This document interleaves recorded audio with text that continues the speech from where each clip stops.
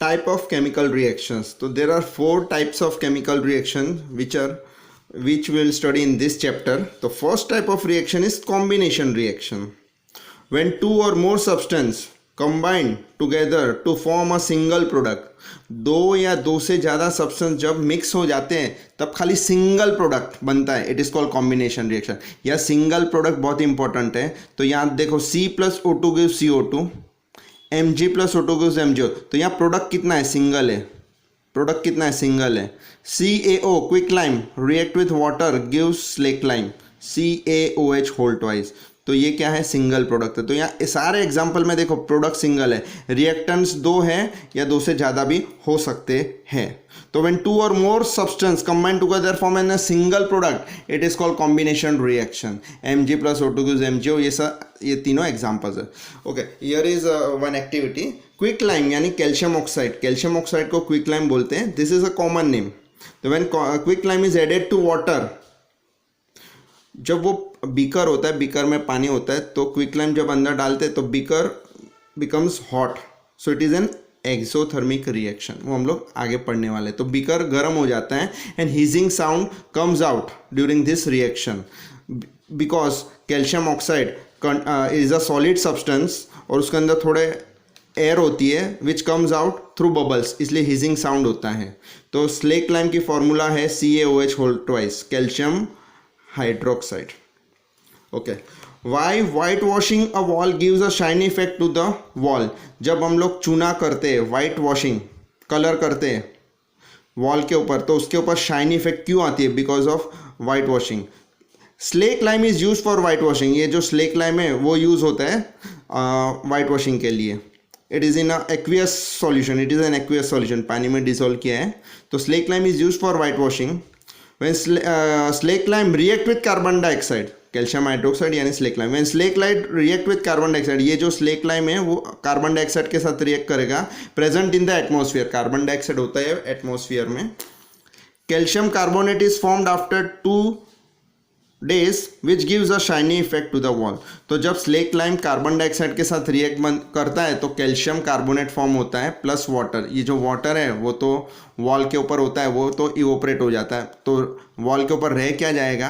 Calcium carbonate which is a marble. जो घर पे जो मार्बल होता है फ्लोरिंग के ऊपर, तो ये जो उसकी फॉर्मूला CaC होता है वो शाइनी होता है. तो due to formation of calcium carbonate on the wall after 2-3 days it gives a shiny effect to the wall. तो ये इक्वेशन है. तो सिंपल है कि वाइट वॉशिंग के लिए स्लेक लाइम यूज़ होता है, वो कार्बन डाइऑक्साइड के साथ रिएक्ट करता है और कैल्शियम कार्बोनेट फॉर्म होता है, उसकी वजह से वॉल शाइनी इफेक्ट देती है. ये इक्वेशन है. Now what is exothermic reaction? Reaction in which heat is released along with the formation of product is called exothermic. जो रिएक्शन में हीट रिलीज होती है और प्रोडक्ट भी फॉर्म होते हैं, it is called exothermic reaction. Example, burning of natural gas. Natural gas की formula है CH4, मीथेन. तो CH4 plus O2 give CO2 plus H2O plus heat energy is release.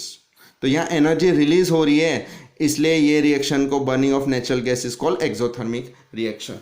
ये जो रिएक्शन है उसको भी हम लोग एक्सोथर्मिक रिएक्शन बोल सकते हैं. Quick lime added to water give slake lime. ये कॉम्बिनेशन रिएक्शन भी है और एक्सोथर्मिक रिएक्शन है. किसी में भी आप लिखो टाइप ऑफ रिएक्शन में तो चलेगा. And decomposition of vegetation is also an example of exothermic reaction. जब वेजिटेशन सड़ता है, डिकम्पोजिशन ऑफ वेजिटेशन, वेजिटेबल्स, तो वो भी एक एक्सोथर्मिक रिएक्शन है क्योंकि उसमें भी थोड़ी बहुत हीट रिलीज होती है which goes into the environment. Why respiration is considered an exothermic reaction. जब हम रेस्पिरेशन करते हैं तो वो भी एक्सोथर्मिक रिएक्शन है. क्यों? During digestion food is broken down into simple substance. जब हम जो खाना होता है वो कॉम्प्लेक्स होता है, it is broken down into simple substance during digestion. तो डाइजेशन में food is broken down into simple substance. Example, rice wheat contain carbohydrate. तो राइस के अंदर, राइस और व्हीट के अंदर कार्बोहाइड्रेट होता है. Carbohydrate is a complex substance which are broken down into glucose. Glucose means simple substance. This glucose combine with oxygen and energy is released in the cell. So respiration is considered an exothermic reaction. तो यहाँ 3 point है. During digestion food is broken down into simple substance. First point. Rice wheat contain carbohydrate which is broken down into glucose. Second point, यानी carbohydrate is converted into glucose. ये जो glucose होता है, this glucose combine react with oxygen and energy is released in the cell during this reaction. So respiration is considered as an exothermic reaction.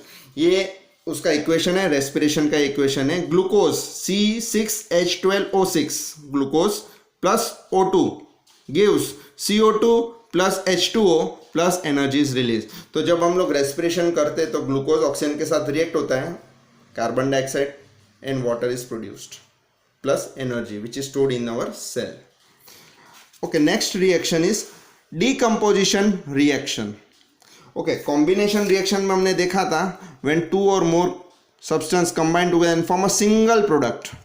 Decomposition opposite है कि when single reactant is broken down into two or more substance, ये single है, उसमें से दो या दो से ज़्यादा बन सकते हैं, it is called decomposition reaction. breakdown होंगे single reactant, या single product था या single reactant है. When single reactant is broken down into two or more product is called decomposition reaction. Decomposition reaction तीन टाइप के होते हैं, thermal decomposition, electrolytic decomposition and third is photolytic decomposition. What is thermal decomposition? When decomposition take place due to heat, it is called thermal decomposition. ये उसकी definition हो गई. Decomposition take place due to heat, it is called thermal decomposition.